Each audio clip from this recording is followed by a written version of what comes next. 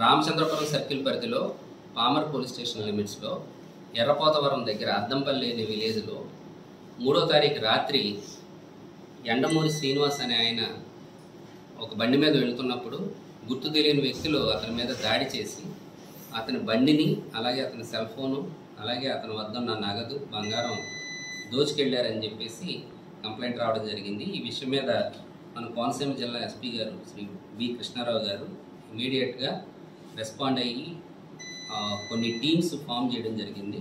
Palmar SI గారి ఆధ్వర్యంలో అలాగే ద్రాక్షారామ ఎస్ఐ గారి ఆధ్వర్యంలో మా క్రైమ్ టీమ్స్ని ఫామ్ చేసి దీని మీద ఇన్వెస్టిగేషన్ స్టార్ట్ చేయడం జరిగింది ఇమీడియట్గా.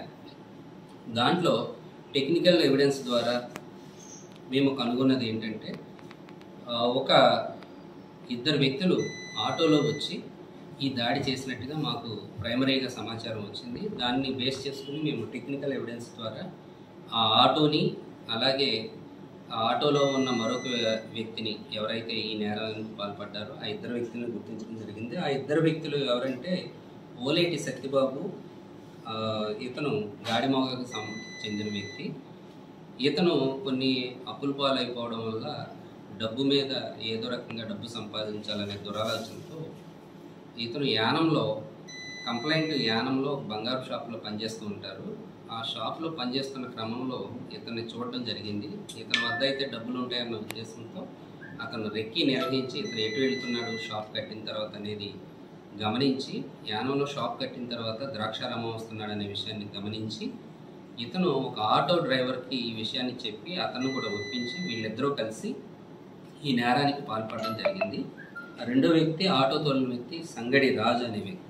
వీళ్ళిద్దరూ కూడా ఈ నేరానికి పాల్పడ్డారు. ఇతన్ని దారి కాచి కొట్టి డబ్బులు నగలు తీసుకెళ్ళడం జరిగింది.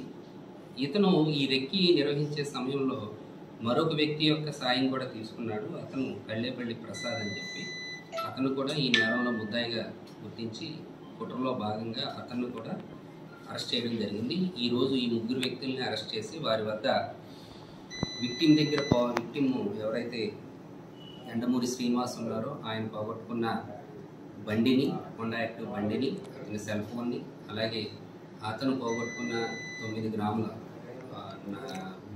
నగల్ని రికవర్ చేయడం జరిగింది. ఈ రికవరీ అంతా కూడా ఈ రికవరీలో బాగా కష్టపడిన ద్రాక్షారామ ఎస్ఐ గారిని, పామర్ ఎస్ఐ గారిని అట్లాగే మా క్రైమ్ టీమ్ అందరినీ కూడా ఎస్పీ గారు అభినందించడం జరిగింది. Thank you.